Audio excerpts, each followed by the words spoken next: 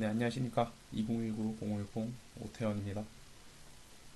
오늘 지금 이제 총이치기공학 2학년 중간고사 과제 메타버스 신대를 어떻게 준비해야 될까에 발표를 할 오태원입니다. 우선 목차부터 보겠습니다.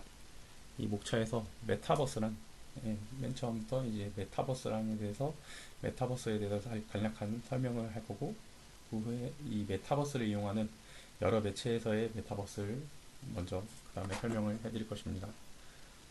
그 후 이 세 번째 마지막에는 이 메타버스, 그래서 어떻게 우리가 대비하고 대응해야 될까에 대해 간단하게 설명을 이어나가도록 하겠습니다.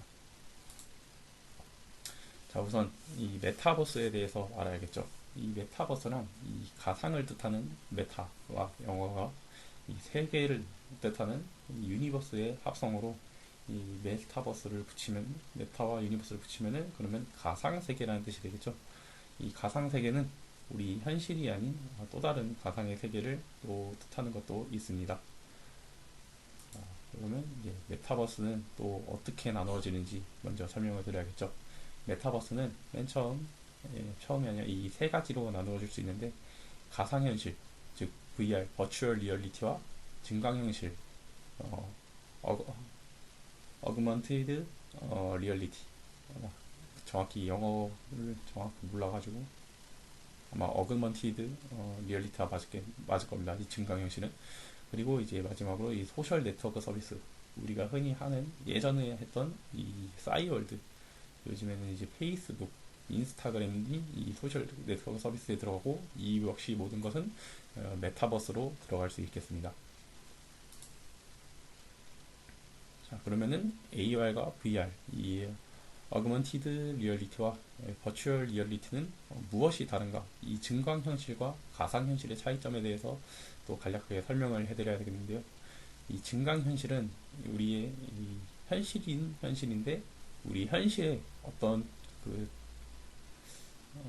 홀로그램, 아니 이런 마이너리티 리포터 같은 영화를 보면 이 홀로그램이나 이런 매체를 좀 더 씌워서 우리 현실에 또 다른 공간을 부여하는 것을 증강현실, 증강, 뭐 더해준다고 생각하면 되겠습니다. 반면에 이 버추얼 리얼티, 이 가상현실은 이 현실이 아닌 이 가상의 현실, 이 거짓된 현실이라고 볼 수 있겠는데요. 이 우리의 지금 살고 있는 이 3차원 공간이 아닌 또 다른 디지털 공간, 그쪽의 현실처럼 이제 좀 만들어 가지고 보는 것을 이제 가상현실이라고 보면 되겠습니다. 한마디로 이제 정리를 해드리자면, AR은 이 현실, 우리가 지금 살고 있는 이 세계에서 무언가를 더 씌우는 것을 말하고, 이 버추얼 리얼티인 VR은 가상의 세계로 넘어가 보는 것을 이제 VR이라고 생각하시면 되겠습니다. 네, 그럼 이제 여러 매체에서의 이 메타버스에 대해서 또 설명을 드려야겠죠. 먼저 순서대로 설명을 해드리겠습니다. 어, 간단하게 이 게임 속에서도 메타버스를 알 수 있는데요. 2016년 7월에 발매된 우리 포켓몬고 다들 알고는 계실 거라고 생각합니다. 이 오른쪽에 보시면은 이 AR이라는 게 보이시죠? 맞습니다. 이 포켓몬고는 이 AR을 통한 게임으로, AR이 아까 어그먼티드 리얼리티라 하죠. 증강현실이라고 했습니다. 이 아이고, 증강현실을 통하여 이 게임을 하는 것인데, 증강현실을 어떻게 사용하느냐? 우리가 이 살고 있는 곳에서 이 여기 있는 사진 같은 거를 통해, 이 사진을 통해서 화면을 찍으면은 우리 화면에 이 가상으로 된 포켓몬이 나타나게 되는데요. 이렇게 이 포켓몬이 나타나는데, 지금 이 뒷배경이 숲처럼 보이겠지만 나중 다른 필터를 적용하면은 우리 방 안에서 이런 귀여운 포켓몬을 잡을 수도 있게 됩니다. 그걸 통하는 이 포켓몬고는 2016년 7월에 발매를 했는데요. 이때 아주 선풍적인 인기를 끌고 지금까지도 많은 사람들이 전 세계적으로 즐길 수 있는 게임이지 않나 해서 이 게임 속 메타버스에 한번 넣었습니다. 자, 그럼 반대로 이제 다른 메타버스인 이제 마인크래프트에 대해서 설명을 해드리겠습니다. 이 마인크래프트는 2009년 4월에 베타 테스트를 시작한 게임으로, 우리 컴퓨터로 하는 게임인데 AR도 아니지만 VR, 네, 크게 폭넓게 보면은 VR 세계라고 볼 수 있겠습니다. 이 가상의 이 컴퓨터 안에 있는 세계를 통해 우리가 이 세계에서 자신이 원하는 이 캐릭터를 조종하여 이게 모든 것, 다른 모든 것을 할 수 있는 모든 것을 할 수 있죠. 뭐 땅을 판다던가, 몬스터를 잡는다던가, 아니면은 집을 만든다던가 여러 가지 이, 이런 활동을 할 수 있는데 이 역시 이 게임은 지금으로부터 약 13년 전인 2009년에 발매를 했습니다. 이미 우리는 메타버스, 이 메타버스가 그저께 빠르게 다가온 것이 아닌 예전부터 점진적으로 다가왔다는 것을 이 게임을 통해서 알 수 있게 되었습니다. 자, 다음입니다. 영화 속에서도 마찬가지로 메타버스를 알 수 있는데요. 우리가 흔히 아는 아바타도 이 메타버스에서 증강현실과 가상현실을 혼합한 MX 리얼티, 믹스 리얼리티로 둘이 섞인 거겠지만 우리 그보다 더 오래된 이제 또 매트릭스라는 작품을 볼 수 있겠는데요. 매트릭스는 우리 채널을 이제 TV를 보시면은 가끔 심심치 않게 OCN이라는 채널에서 틀어주기도 합니다. 이 영화의 개봉일은 1999년 3월 31일인데요. 저보다 생일이 빠릅니다. 제가 이미 세상에 나오기 전부터 사람들은 이 메타버스에 대해서 어떤 식으로 공상과학 영화를 만들어냈는데 벌써 이제 이 공상과학이 아닌 현실이 다가오게 되었죠. 이 작품은 한마디로 말하자면 증강현실의 다이브를 보여주는 작품입니다. 이 어, 증강현실이라는 이제 또 가상현실이라는 거짓된 세계에서 간략히 영화 설명을 해드리자면 이 배경은 1999년대로 인류가 아닌 AI가 세계를 이제 지배하는 곳입니다. 이 AI가 세계를 지배하는 곳에 사람들은 모두 다 가상현실, 이렇게 증강현실을 통해 현실이 아닌 거짓된 세계에서 살고 있는데 이 모든 것은 AI에 의해 통제가 일어납니다. 이 증강현실과 가상현실에 살고 있으니 우리 인간은 이 생각을 하거나 아니면 무언가를 먹는거나 어떠한 욕구를 가질 때도 모든 것은 데이터화되어 가운데 있는 데이터베이스인 컨트롤 타워로 들어가게 되고 거기에 있는 조종하는 이제 AI들이 이것을 맞춰 인간의 생리적 욕구나 아니면은 또 활동을 제한하여 인간을 조종하는 그런 영화인데 그것을 막기 위해 우리의 주인공이 나와서 증강현실 안에서 이제 싸우는 작품입니다.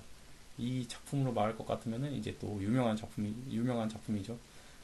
매트릭스 한다면 다 아는 그 총알을 피하는 장면 한 번쯤 다시 보시면은 이것도 메타버스를 유형한 그때 당시에 메타버스를 어떻게 사람들이 해석했는지에 대해 잘 알려주는 영화 생각해서 아바타 대신 넣게 되었습니다. 네, 다음은 우리 소설 속에 있는 메타버스에 대해서 또 말씀을 드리겠습니다. 왼쪽으로 보시는 이 표지가 보이는데 이 표지는 우리 일본의 웹소설로 2002년 11월에 발매된 소설입니다. 2002년이면 지금으로부터 20년 전이죠.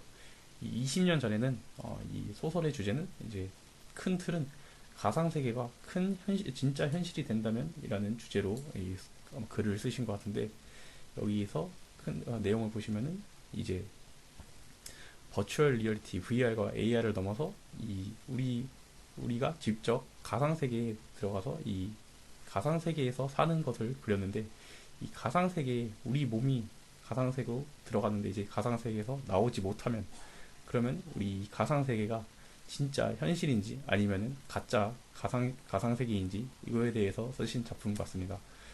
호접지몽이란 말이 있죠. 꿈에서 나비가 되는 꿈을 꿨는데 꿈이 내가 나비가 되는 꿈을 꾼 건지 나비가 내가 지금 꿈을 꾸고 있는 건지 잘 모른다 이런 말이 있듯이 이 가상세계가 진짜 현실이 된다면 어떤 일이 일어날지 아니면은 이렇게 가상세계가 진짜 현실로 마음대로 드나들 수 없었을 때는 이 가상세계를 가짜 세계라고 불러야 될지 어, 라는 것에 의문을 가진 책이었던 것 같습니다. 다음은 네, 그 다음은 이제 영상에서의 메타버스에 대해서 설명을 드릴 건데요. 요즘에 이 영상 프로그램인 이제 유튜브 동영상이나 아니면은 트위치 TV라는 이 인터넷 방송이 요즘이 아닌 예전부터 인기를 끌게 되었는데요. 유튜브와 트위치는 모두 인터넷 방송을 할 수 있는 플랫폼으로서 사람들에게 많은 인기를 가지고 많은 이용자 수를 가졌습니다. 그때 당시만 해도 정확히는 제가 어릴 때만 해도 이렇게 개인 방송이 흥할 줄 모르겠는데 새로운 블루 오션이 되어서 이렇게 많은 사람들이 유튜브 시장에 뛰어들고 있죠. 근데 이 유튜브 시장에서 일반적인 영상이 아닌 버추얼 리얼리티, 버추얼 캐릭터를 통해 자신의 캐릭터를 이제 가상 세계의 캐릭터로 만들어 방송을 하는 것이 종종 눈에 띄고 합니다. 혹시 여러분은 그 TV 프로그램인 아바타 싱어를 아십니까? 이 아바타 싱어에 대해 간략하게 또 설명을 드리자면은 이 가상의 캐릭터를 우리가 조종하여서 거기서 노래 경연을 벌이는 프로그램인데 이러한 가상의 캐릭터를 지금 저기 오른쪽에 보시면은 제 얼굴이 띄워져 있는데 이렇게 제 현실 얼굴이 아닌 막 캐릭터를 이제 자신이 직접 조종하여 캐릭터 얼굴을 띄워놓고 방송을 하는 것입니다. 이 또한 이 새로운 블루 오션인지 모르겠는데 너무나 많은 사람들이 이제 또 버추얼 캐릭터, 버추얼 방송이 흔하다 보니까 또 레드 오션으로 가는 것 같은데 그래서 이용자는 작년에 비해 점점 더 매우 늘어나는 추세입니다. 매우 돈도 잘 번다고 하니 여러분들도 혹시나 관심이 있으신다면 버추얼 리얼리티 아니면 버추얼 캐릭터를 통해서 방송을 해보시는 것도 자신의 체질에 맞으면 방송을 한번 해보시는 것도 좋을 것 같아 이렇게 영상에서의 메타버스의 주제로 넣게 되었습니다. 네, 보시면 또 유명 브랜드와의 협업도 있는데요. 이 샌드박스라는 회사는 우리의 버추얼 리얼리티를 좀 더 뭐랄까 이제 버추얼 리얼리티를 아니면 이 메타버스를 좀 더 중요하게 생각해서 이 메타버스 시장에 뛰어든 회사입니다. 샌드박스는 보통 게이밍 회사로 유명한데요. 또 이 게이밍 회사가 이제 메타버스를 이제 먼저 선점하고 손을 대고 시작하니까 이게 시대에 맞는 마케팅 전략으로 홍보물들이 변하고 있습니다. 보시면은 여기는 보시면 제가 사진 일부의 예시를 들어서 롯데월드를 들고 왔는데 이 롯데월드와 샌드박스와 협업을 하여 이 메타버스 가상 공간 안에 이렇게 롯데월드를 하나 새로 만든다는 것을 보여주고 있습니다. 이 시대에 맞게 우리는 마케팅 전략과 홍보물들이 변하고 있는데요. 이 롯데월드뿐만 아니라 현대건설에서 이제 자신이 직접 지어야 할 건물을 대해서 설계도를 먼저 이 메타버스 세상에 미리 건축을 해놓은 뒤에 우리는 이렇게 지을 것이라 하면서 VR을 통해서 가상 세계에서 이제 그 건물의 도면을 보고 아니면은 건물의 옷을 보고 이 건물 자신의 건축물 아니면 아파트 등을 홍보하는 전략을 쓰고 있고 하나은행에서는 이 메타버스 세계에 자신의 뭐 지점 건물을 하나 놓아서 이 샌드박스와 협업을 하여 또 자신의 건물을 홍보하는 전략으로 또 쓰고 있습니다. 이뿐만 아니라 여기서는 롯데월드, 현대건설, 하나은행만 나왔는데 우리 이 세 기업뿐만 아니라 여러 기업에서도 이 샌드박스뿐만 아니라 다른 이 메타버스를 주도하는 그 사람들에게 여러 기업에서 관심이 들어와 이 홍보물들이 변화하고 있다는 것을 알고 계시면 될 것 같습니다. 자, 그럼 다음은 이 메타버스의 또 전망에 대해서 다시 설명을 하겠습니다. 우리가 이제 2019년에 어떤 일이 발생했죠? 네.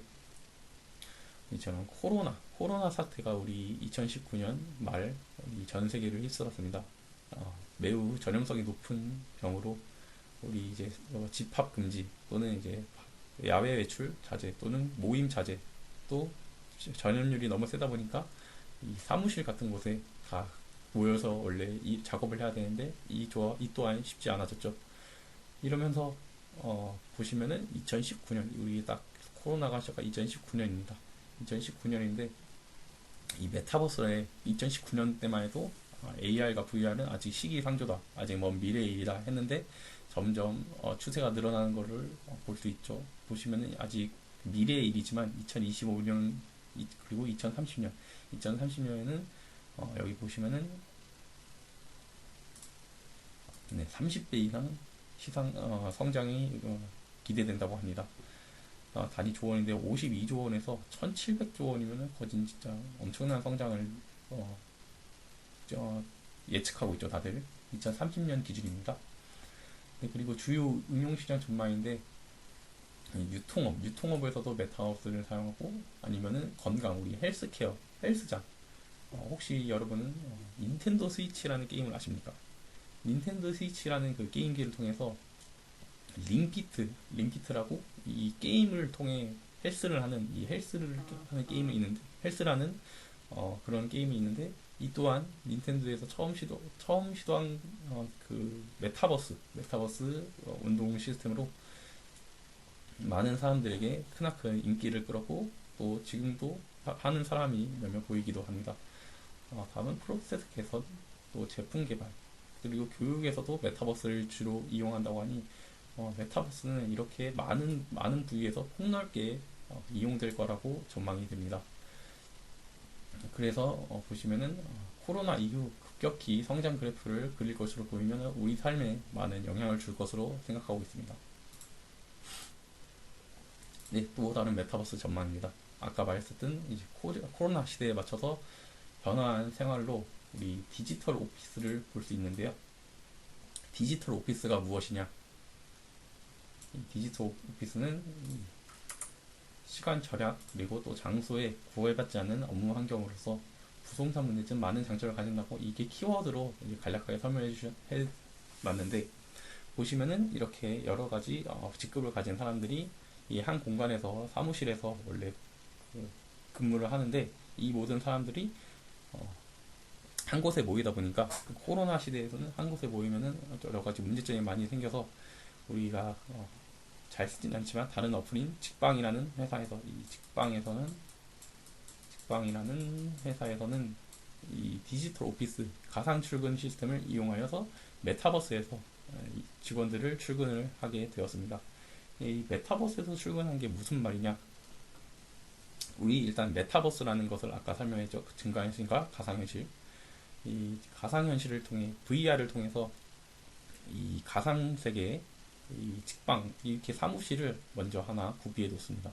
이 사무실을 우리 현실 세계와 똑같이 구비해 놓은 다음에 우리 사람은 이제 캐릭터로 대체가 되는 거죠. 자신의 가상 세계의 캐릭터로 대체가 되는 것입니다.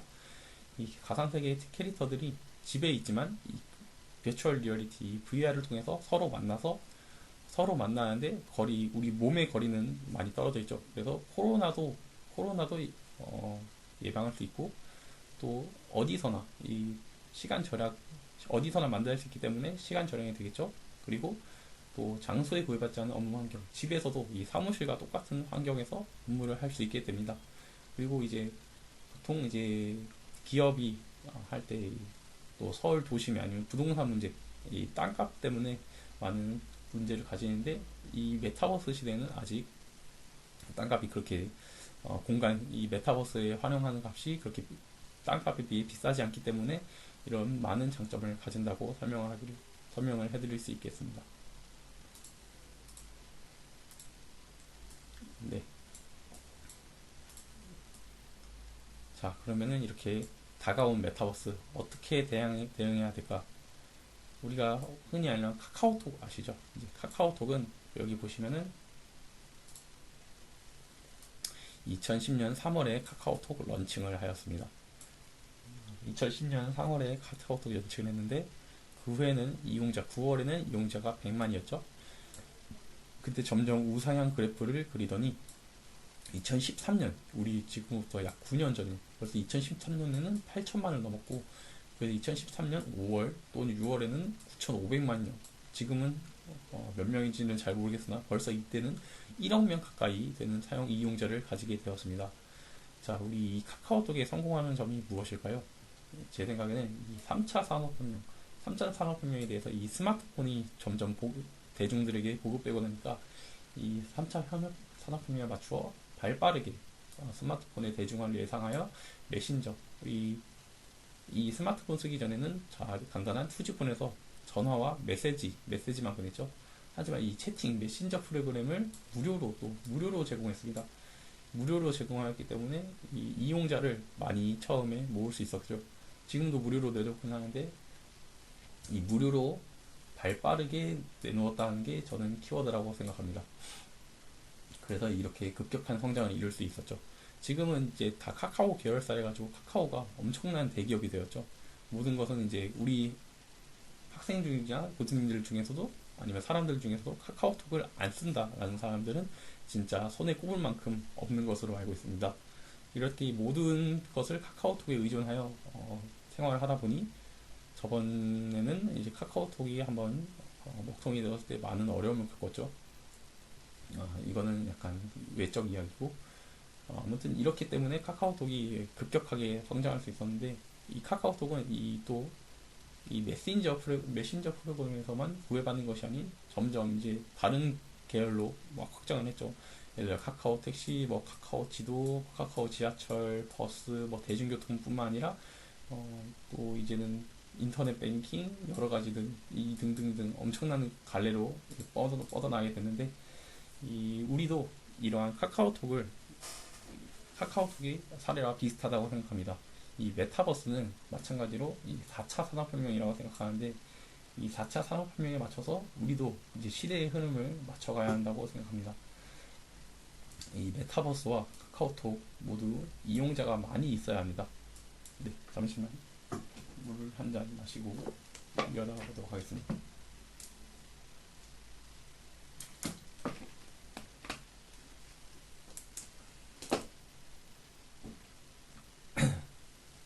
네. 자, 아까 말씀하는 거 다시 해보자면 우리 메타버스와 카카오톡 모두 이용자가 많이 있어야 순환이 된다고 생각합니다. 왜 그러느냐? 카카오톡이라는 메신저 프로그램은 당연히 메신저 프로그램에답게 서로 일방향 소통이 아닌 이제 쌍방향 소통이라고 생각합니다. 이쪽에 이용자가 있으면은 반대쪽에도 이용자가 있어야지 서로 대화를나 뭐 문자 아니면 메신저 또는 사진을 주고받으면서 연락을 할 수 있겠죠. 하지만은 이 카카오톡을 사용하는 사람이 극소수다. 만약에 1번 A라는 사람은 카카오톡을 사용하는데 B라는 사람은 카카오톡을 사용하지 않으면은 A는 카카오톡을 통하여 B에게 소통을 할 수 없겠죠. B 또한 카카오톡을 하지 않으니까 카카오톡을 안 하는 것으로 A에게 카카오톡을 통한 소통을 할 수 없게 됩니다. 이 또한 여기 보이시는 무료로 내온 카카오톡의 성장으로 급격하게 이용자를 모아서 맨 처음에 이용자를 자신의 고객으로 만들어서 그 후에 사업을 했던 것처럼 우리 메타버스도 혼자 만약에 메타버스 세계를 만들었다 칩시다. 내가 A라는 메타버스 가상 공간을 만들어냈습니다. 근데 여기에 이용자가 나 혼자뿐이면은 이 메타버스는 아무런 의미가 없겠죠. 이 메타버스 안에서도 A라는 이 자신뿐만 아니라 여러 사람이 있어야지 최소한의 쌍방향 소통이 되겠고 더 나아가 만약에 사람이 많아진다고 하면 이 사람들끼리 또 유기적인 연락을 할 수 있게 되겠습니다. 이처럼 메타버스도 카카오톡과 마찬가지로 이용자가 많이 있어야지 아니면 이용자가 자신에게 많아야지 순환이 되는데 이것을 미리 선점하는 것이 중요하다고 생각합니다. 어떻게 선점을 하느냐? 무료로 이렇게 내온다는 것은 매우 큰 도전인데요. 아니면은 이 메타버스 자신이 만든 이 메타버스가 다른 사람들에게 매우 큰 메리트가 있어야겠죠. 아니면 예전에 우리가 했던 싸이월드 혹시 아십니까? 싸이월드가 있는데 이 싸이월드도 무료로 통한 메신저 프로그램으로 인게임이 아니라 이제 인앱 아니면은 사이트 안에서 결제를 따로 해야죠. 도토리를 모아서 이 메타버스 가상 공간을 꾸며대기 시작했습니다. 마찬가지로 싸이월드 또한 이렇게 소통의 창구로서 다른 사람이 싸이월드를 하고 있어야지 소통이 가능했는데요. 우리도 이 메타버스를 만들 때 무료로 공간을 제공하되 이 공간에서 자신의 공간을 만들 때 이 자신의 공간을 뭐 꾸미고 싶다 이럴 때 이 꾸미는 물품을 인게임 인 메타버스 재화로 메타 재화로 아니면은 환산을 하든지 아니면은 이 메타버스 이 A라는 가상 공간 안에서 어떠한 활동을 하면은 이 가상 재화를 주는 식으로 해가지고 이용자를 많이 모아야 한다고 생각합니다. 그러므로 우리도 이렇게 4차 산업혁명, 메타버스는 저도 이제 4차 산업혁명이라고 생각하는데 이 발빠르게 시대의 흐름에 맞춰서 변화해야 하지 않나 생각합니다. 네, 마치며 여기 보시는 사진은 그냥 가상공간 또 메타버스를 통해 갖고 오게 된 사진입니다. 뭐 사진 하나하나 설명을 해드리자면 이쪽은 메타버스 가상공간에 대해서 간략하게 모식도 또는 그림을 나타내는 것이고, 이 아래쪽은 출처를 보시는 닌텐도 메트로폴리탄 미술관이라고 합니다. 우리 닌텐도라는 동물의 숲이라는 게임을 통해서 미술관을 또 만들어줄 수 있는데요. 이 미술관이란 우리가 보고 또 가서 미술관 전시회 가서 아마 영상을 볼 텐데, 이 그림 같은 것을 이 메타버스 세계, 게임 속 메타버스 세계, 가상현실 세계에 갖고 와서 여기서 미술관을 열어 그림을 감상하는 것도 하나의 메타버스라고 볼 수 있게 되겠습니다.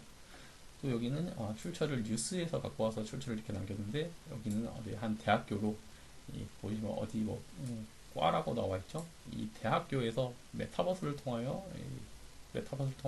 활동을 하는 것을 이렇게 사진이 있어가지고 갖고 오게 되었습니다. 아마 영산되었을 텐데, 이렇게 우리나라는 점점 발빠르게 진화를 하고 있습니다. 이 메타버스가 정확히 무엇이냐? 아까 설명했듯이 AR과 VR, 또 소셜 네트워크 서비스, 트위터라든지 아니면 페이스북, 또 인스타그램, 싸이월드 같은 이 모든 것들이 메타버스라고 볼 수 있는데요. 그렇게 멀리 있는 것들이 아니었습니다. 멀리 있는 것이 아닌 우리 삶에서 가까운 부분을 차지하고 있었죠. 당장 저희가 활동하는 게임뿐만 아니라 또 메신저 프로그램도 하나의 메타버스라고 볼 수 있었습니다. 이 메타버스가 점점 우리 삶의 일상에 들어오는 만큼 우리도 이제 메타버스를 공부해야 한다고 생각합니다. 지금 이렇게 영상을 한번 만들면서 메타버스에 대해서 공부를 하게 되었는데, 생각보다 우리가 이런 것도 메타버스였다, 이런 것도 가상현실, 증강현실에 들어갔다. 저는 사실 맨 처음에 이 메타버스를 처음 조사할 때 아는 것은 포켓몬고 이 하나밖에 없었습니다. 그때 이 포켓몬고를 홍보할 때 메타버스를 이용한 증강현실 게임이다 이거 해가지고, 그런 게임도 이제 세계에 발빠르게 맞춰서 내놨구나, 진짜 우리가 많이 발전을 했구나 라는 생각이 들었는데, 이뿐만 아니라 다른 모든 것이 메타버스와 그 연관이 되었다고 하니까 이번에 한번 공부하면서 알아보게 되었는데요. 제가 아까 말씀드렸듯이 우리도 그 4차 산업혁명에 준비해야 된다고 생각합니다. 이 4차 산업혁명은 메타버스, 이 디지털 가상공간을 이용해서 나올 거라 생각하는데요. 한창 유튜브 광고로 메타서울, 또 메타버스 광고로 샌드박스 이거에 대해서 광고를 보신 적이 있겠는데, 저도 맨 처음에는 메타서울이라고 이 가상세계의 땅을 판다는 게 저는 정말 믿기지 않았습니다.